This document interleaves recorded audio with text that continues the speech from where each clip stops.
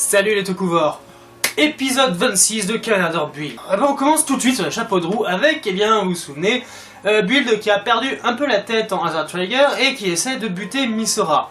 Grâce à la lumière donc de son bracelet, elle permet à Sento donc de retrouver un peu le contrôle. D'ailleurs, première chose intéressante, ça fait très longtemps qu'on n'a pas vu l'intérieur d'un casque de Kamen Rider. Bon, là j'avoue, ça fait un peu ridicule, il a l'air engoncé dans son casque, mais déjà, moi j'adore ce genre de plan, on n'en voit pas donc méga souvent, mais j'adore, donc déjà, premier truc que j'ai apprécié dès le début de l'épisode. Sento se détransforme, tout de suite, notre tête brûlée, adorée de Ryuga, fait « Ouais, tu te rends compte, t'as vu ce que t'as fait, machin », mais bon, Kazumi, lui, il coupe court, il fait « Attendez, là, il y a un autre problème, c'est tout simplement, il y a que nous qui étions au courant de la cage de la Pandora Box. Donc, il y a un traître. Encore. Retour au café, donc évidemment Ryuga, lui, il cherche à savoir qui est le traître, même, il accuse même Sento, ouais c'est peut-être toi le traître en fait, hein. Voilà, c'est un peu n'importe quoi. D'un autre côté, on a le premier ministre de Saito qui se vante d'avoir récupéré la Pandora Box, blablabla, ok, super. Et du coup, convocation dans le bureau du premier ministre de Toto, qui annonce que Saito veut une nouvelle confrontation, un nouveau petit tournoi duel donc entre Kamen Rider. Ce serait 3 duels. Donc évidemment c'est Build, Kurosazu et Grease se porte volontaire parce que il veut retrouver donc son pays, il veut retrouver la paix, donc voilà, ok, super, on kiffe. Le truc c'est que Build, il veut créer un nouveau power-up pour justement maîtriser la puissance de Hazard Trigger, et donc pour cela il demande gentiment à Misora de retourner dans le frigo, moi je l'appelle comme ça, le frigo, avec le casque pour essayer de se concentrer et voir un peu les choses.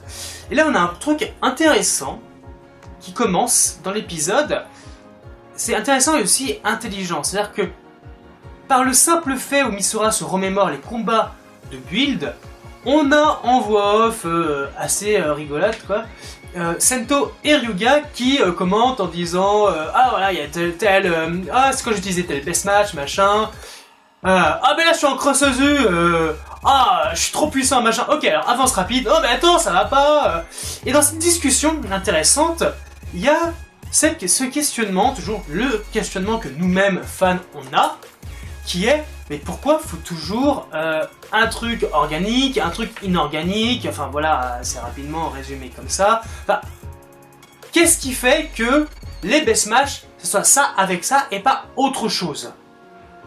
C'est une question qui est toujours sans réponse, c'est sans doute le seul point véritablement négatif de la série à ce stade, hein, on a déjà dépassé la moitié de la série, mais on ne nous donne pas de réponse. Même Sento n'a pas d'explication, il dit on n'a pas de réponse. Bref. Donc à chaque fois qu'il Ryuga revient sur le sujet, Sento coupe court. Tellement ils sont bruyants, tellement ils parlent machin, Misora s'énerve et leur demande de fermer leur gueule. Elle se concentre et donc là s'aperçoit que le best match de base c'est Rapid Tank. Quand il a fallu avoir un power-up, Sparking a été fait à partir de Rapid Tank, donc en fait, il faut que les choses partent à partir de Rapid Tank. En même temps, vu qu'elle a écouté ses potes, dit mais attends pourquoi pas un truc organique, rabbit, enfin voilà, il y a un cheminement qui se fait, si bien que boum, une nouvelle full bottle naît, et c'est une nouvelle bottle de rabbit. Donc tout de suite Sento teste avec sa bottle de rabbit, ça fonctionne pas comme il veut, mais il a un déclic, il comprend ce qu'il faut faire, donc ça c'est bien. Du coup, Sawa arrive, dit ah qu'est-ce qui se passe machin, ouais Sento il va créer son nouvel item, ah dans ce cas je vais aider, donc voilà. Avec l'arrivée de Sawa, Ryuga se pose la question mais où est passé Kazumi? Sawa dit ah mais je l'ai vu partir vers la Sky Road, donc du coup Ryuga va le retrouver. On retrouve donc Kazumi, Grease, qui en fait crée une tombe pour ses 3 amis. Donc avec des morceaux donc, de leur foulard ou de leurs vêtements, il les attache à une croix et il va mettre leur dog tag dans un trou qu'il a creusé pour en fait qu'ils puissent reposer en paix. Donc une petite discussion c'est quand même assez sympa entre Kazumi et Ryuga au calme, hein, voilà, où ils apprennent, ils décident de vraiment se faire confiance, et le fait est c'est que vu que c'est quand même 2 férus de combat, et ils se sont quand même aperçus que plus ils combattent, plus ils deviennent puissants, et donc la bataille des représentants va être une excellente occasion, d'augmenter encore plus leur puissance pour devenir toujours plus fort et toujours parer à la menace. Donc c'est un peu une espèce de promesse qui se font l'un à l'autre, en même temps de jouer un peu sur la rivalité, donc qui sera le plus puissant que l'autre. Donc j'aime beaucoup cette dynamique, donc vraiment les personnages qui se lient très simplement et avec intelligence. On a un petit passage entre donc Sawa et Sento qui discutent. Sento parle du fait que quand il a épluché les rapports du personnel du laboratoire, il n'a pas trouvé donc le nom du père de Sawa, alors qu'il avait dit qu'il avait travaillé là-bas, il avait travaillé sur les expériences sur le Nebula Gas. Donc voilà, alors tout de suite elle invente une excuse en disant oui c'est normal, après sa mort j'ai pris le nom de ma mère, voilà tout ça. Bon, Sento upset, mais bon on voit bien que... Enfin voilà, bon... Sento se méfie, faut dire les choses, Sawa a été la traîtresse une première fois. Clairement, on va pas aller par un quatre chemins. S'il y a un traître dans l'équipe, effectivement, c'est encore Sawa. Alors moi, ça me fait chier, parce que j'aime beaucoup le personnage de Sawa, malgré le fait qu'elle est censée être une potiche dans la série, elle ne l'est pas. C'est-à-dire qu'en fait, elle n'est pas tout le temps là à rien faire ou à être dans un coin comme une plante verte, non. Parfois, il y a des épisodes où on ne la voit pas du tout, et quand on la revoit, c'est toujours pour apporter des informations, parce qu'elle a fait une enquête, parce qu'elle a fait des recherches, tout ça.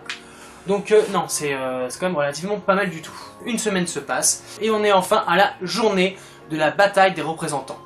Sento a enfin fini son item de power-up, il est super fier, oui c'est un génie, je suis génial, machin, Sawa, ah bravo, bravo, bravo, tout ça.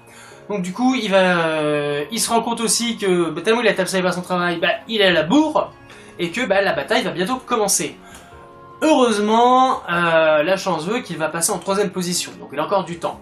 Donc au niveau des combats, Gris va affronter le Engine Boss. Cross va affronter donc son frère, censé être Remocon Boss. Et enfin, Build finit en beauté en affrontant Kamen Rider Log. Ce qui est normal. Première bataille, donc Gris contre le Engine Boss. Donc il se transforme, il commence à se fighter.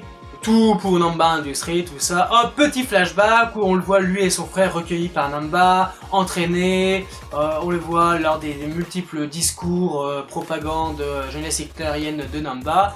Et parmi les personnes présentes, nous voyons Sawa. Voilà, donc oui, clairement, là on nous le dit, Sawa est purement la traître de A à Z.